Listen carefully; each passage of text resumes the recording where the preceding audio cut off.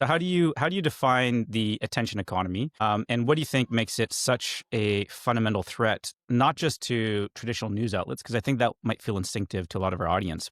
You go further. You say it's an existential threat to democracy. Yeah, and if you think, we're used to talking about physical resources as being precious and overexploited, but I think the most precious resource of all is our attention. What are our lives except what we choose to focus our attention on and give priority to? And I think what we've seen now with the rise of, and it's really just a handful of major platforms, that their entire business model now is, how long can I keep you in one place paying attention to a screen? And that is different. If you think back to the days of old, a newspaper wanted your attention, sure, but it couldn't follow you around all day to bid for it.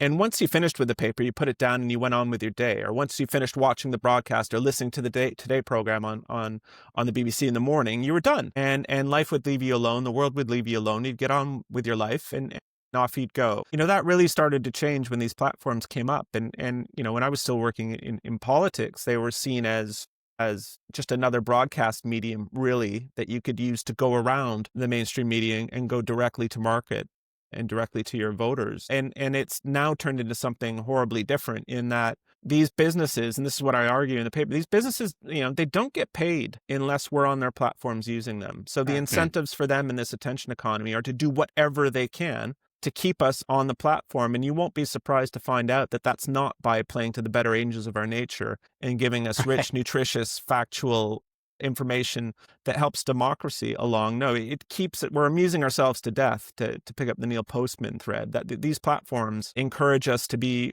a lesser version of ourselves. I wouldn't say the worst version, but a lesser version of ourselves. And we are kind of at the whim of these platforms, because they use, if you look at Daniel Kahneman and Amos Tversky, when they did Thinking Fast and Slow, somebody finally put down all of their stuff in one place. And all of these cognitive hacks are used by the platforms in the search to keep us going and to activate our dopamine pathways in our brain to keep us. And that's the addiction pathway, by the way. And why that's a problem for democracy? Well, obviously, you can't do politics and government in that kind of environment, in that kind of soup. For politics, you need good people, you need good information, and you need kind of a common canvas to debate issues on. And right now, everything's atomized, but we're losing good people in politics because the attention economy favors somebody like Donald Trump or Nigel Farage more than it favors somebody like a Stephen Harper when we worked for him, or any of the politicians of old who were mostly elected for what they knew and how they could coalition build and get things done, not for how they could hold your attention.